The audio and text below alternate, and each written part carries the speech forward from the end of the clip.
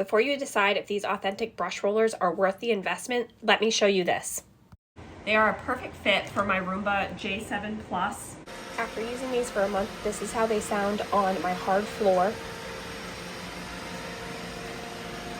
And this is how they sound on my area rug. I've used aftermarket options in the past for roller replacements. The rollers were louder and they broke or needed replacement within a couple months. These are holding up much better. They aren't as loud when in use, and I do feel like they pick up more dirt, dust, and pet hair. This is how you would install. Turn this piece until it fits and pushes in. Then you put it in the other side.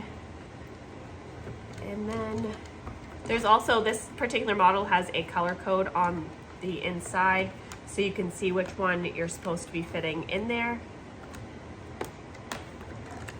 And then get it just right on that one. And then this piece here snaps right in place to hold the rollers. And that's it, we're ready to go. If you are looking for durable brush roller replacements for your Roomba robot vacuum, I highly recommend these ones.